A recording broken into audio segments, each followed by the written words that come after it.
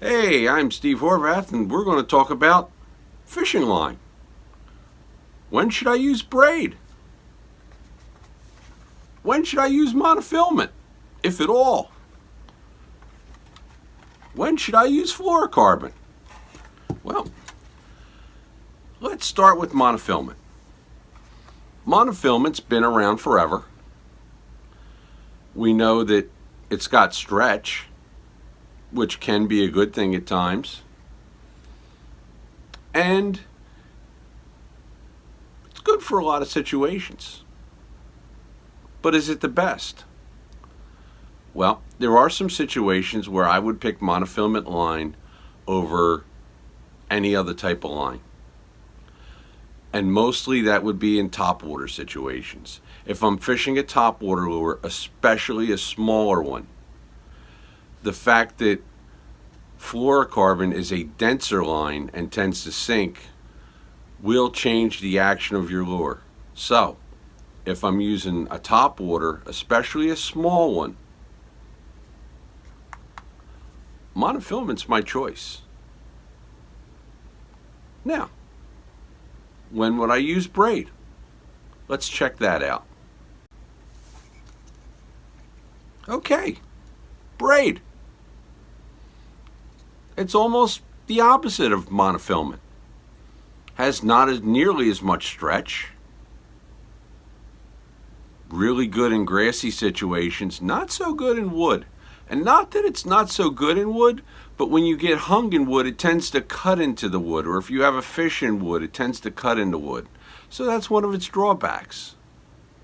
So when would I choose braid? Well, when I want zero stretch, that would be a very long cast, or it would be if I'm fishing dense vegetation, lily pads, reeds or something like that, the line will basically cut itself free a lot of times.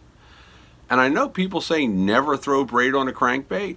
Well, if you're fishing a rattle trap through grass, braid can be a great asset because it will help you snap it out of grass a lot easier. Now, fluorocarbon. Fluorocarbon line is really good line. It's got a few flaws. It stretches, not quite as much as mono, but darn close. And if you don't believe me, just Google it. Some fluorocarbons stretch up to 25%, which is darn near close to mono. The other fallacy out there is fluorocarbon is a much better fishing line because it's more expensive.